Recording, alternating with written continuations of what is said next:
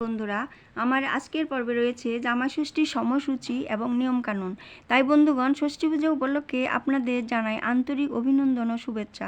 আশা করি আপনারা মা ষষ্ঠীর কৃপায় ভালোই আছেন এবং সুস্থ আছেন।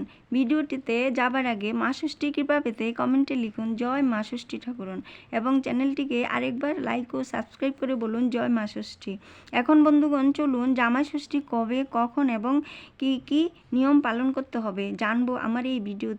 2033 বঙ্গাব্দে অর্থাৎ 2026 সালে জামাই ষষ্ঠী পড়েছে 5ই আষাঢ় অর্থাৎ 20 জুন শনিবার রাত্রি 8:59 এখন থেকে জামাইকে ষষ্ঠীর আশীর্বাদ দেওয়ার জন্য শাশুড়ি মায়েদের তোড়জোড় শুরু হয়ে গেছে। ঘরে ঘরে শুরু হয়ে গেছে জামাই ষষ্ঠীর পাশাপাশি ষষ্ঠী মায়ের পূজার প্রস্তুতি। সাধারণত এই জামাই ষষ্ঠী আমাদের হিন্দু মায়েদের একটি আচারবশত অনুষ্ঠান। প্রধানত এটি অরণ্য ষষ্ঠী বা স্কন্দ ষষ্ঠী নামে পরিচিত। সন্তান সন্ততির মঙ্গল কামনাপূর্বক আমাদের মায়েরা ষষ্ঠী মাতার পূজা করে থাকেন। জ্যৈষ্ঠ মাসের শুক্লপক্ষে ষষ্ঠী তিথিতে অরণ্য ষষ্ঠী বা ষষ্ঠী মায়ের পূজা করা হয়।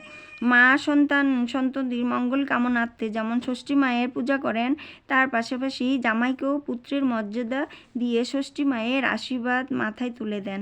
এখন বন্ধুগণ, চলুন জামাই ষষ্ঠী বা অরণ্য ষষ্ঠী ষষ্ঠীতে কি কি প্রয়োজন এবং কখন ষষ্ঠী পূজা দিতে হবে, কিভাবে দিতে হবে, কেন দিতে হবে, কি কি করতে হবে জানবো আমার এই ভিডিওতে।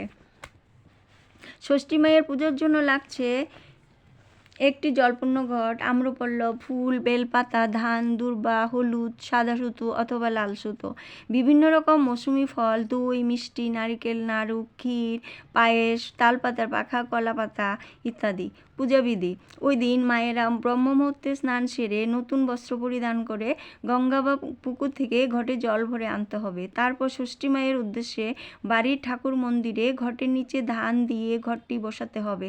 ঘটের উপরে সিঁদুর, হলুদ, ধান, আতপ চাল, একটি 1 টাকার কয়েন, পান, সুপারি ও আম্রপল্লব দিতে হবে। ষষ্ঠী মায়ের উদ্দেশ্যে একটি নৈবেদ্য সাজাতে হবে। এরপর ষষ্ঠী মায়ের মাথায় 60 3 বার বলে জামাইয়ের মাথায় দিতে হবে। 60 3 বার বলার অর্থ জামাই বা সন্তানের যে কোনো আপদ বিপদ যাতে দূর হয় এবং দীর্ঘায়ু লাভ করে। জামাইয়ের কপালে দইয়ের ফোঁটা লাগাতে হবে যাতে সর্বকাজে বাধাবিঘ্ন দূর হয় এবং জীবনে অনেক উন্নতি লাভ করতে পারে। এরপর তালপাতার পাখার বাতাস করতে হবে, এর অর্থ যাতে পরিবেশ শান্ত থাকে। এরপর সাদা সুতো হলুদে মেখে জামাইয়ের হাতে পরাতে হবে। এর অর্থ হলো জামাইয়ের সাথে শাশুড়ির পরিবার এবং মেয়েও জামাইয়ের দীর্ঘ মেলবন্ধন যাতে অটুট থাকে। মাথায় ধান দুর্বাকে সুতো দিয়ে বেঁধে যে টোপর বানানো হয়, এর অর্থ হলো ধান সমৃদ্ধির প্রতীক এবং দুর্বা হলো সবুজ ও সতেজতার প্রতীক। এবার জামাইয়ের মুখে ক্ষীর, মিষ্টি, দই, মাসুমি ফল তুলে দিতে হবে। মধু মুখে দিতে হবে যাতে শাশুড়ির সাথে জামাইয়ের মিষ্টি কথা হয়। সাথে অন্যান্য মৌসুমি ফলও দিতে হবে এবং অন্যান্য সন্তানদেরও এভাবে ষষ্ঠী দেওয়া হয়। এরপর চলুন বন্ধুগণ, এই জামাই ষষ্ঠীকে কেন অরণ্য ষষ্ঠী বলা হয়। মায়ের একটি গল্প আপনাদের আমি শোনাবো। এক দেশে এক ব্রাহ্মণীর 3 সন্তান ও 3 পুত্রবধূ এবং একটি কালো বিড়াল ছিল।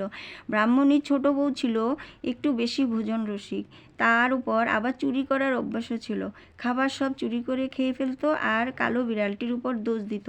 একদিন হলো কি, জ্যৈষ্ঠ মাসের শুক্লপক্ষে ষষ্ঠী তিথিতে ব্রাহ্মণী ষষ্ঠী পূজা করার জন্য পায়েস, মিষ্টি, সন্দেশ ইত্যাদি থালি সাজিয়ে পুকুরে জল আনতে গেল আর ছোট বউকে বলল, বৌমা দেখো যেন আবার বিড়ালটা এসে খেয়ে না যায়।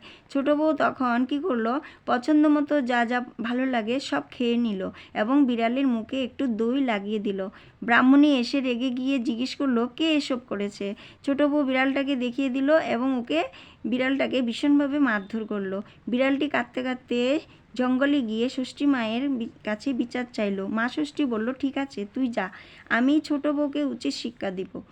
এরপর ছোট বউ একটি পুত্র সন্তানের জন্ম দিল। মা ষষ্ঠী সন্তানটিকে চুরি করে নিজের কাছে নিয়ে এলো। এভাবে 7 বার 6টি সন্তান এবং একটি মেয়ে সন্তানের জন্ম দিল। প্রতিবারে ষষ্ঠী ঠাকুরন চুরি করে সন্তানগুলোকে নিজের কাছে নিয়ে এলো। তখন সবাই ছোট বউকে রাক্ষসী বলে জঙ্গলে তাড়িয়ে দিল। জঙ্গলে এসে অরণ্য ষষ্ঠীর কাছে কেঁদে কেঁদে সব কথা বলল। মা ষষ্ঠী তখন ছোট বউয়ের অতীতের কৃতকর্মের কথা জানালো এবং বলল, জঙ্গলে একটি কালো বিড়াল মরে আছে। বিড়ালটি শরীরে এক হাঁড়ি দই ফেলে ও শরীর থেকে ছোট বউ যেন জিভ দিয়ে চেটে আবার সব দই হাঁড়িতে তোলে। ছোট বউ তখন দেরি না করে ষষ্ঠী মায়ের কথা মতো সব দই হাঁড়িতে তুললো জিভ দিয়ে চেটে চেটে। ষষ্ঠী মাও ছোট বউয়ের সব সন্তানকে আবার ফিরিয়ে দিল। আবার এদিকে ব্রাহ্মণীও তার নাতি নাতনিকে দেখে খুশি খুশি ঘরে তুললো এবং বড় নাতনির বিয়ে দিয়ে জামাই ষষ্ঠী ও অরণ্য ষষ্ঠী ব্রত চালু করলো। আবারও ভিডিওটি এখানে শেষ করছি এবং ভিডিওটি ভালো লাগলে চ্যানেলটিকে প্লিজ সাবস্ক্রাইব ও লাইক করবেন। সবাই ভালো থাকবেন, সুস্থ থাকবেন। জয় মা ষষ্ঠী, জয় রাধে রাধে, জয় শ্রীকৃষ্ণ, জয় বজরংবলী।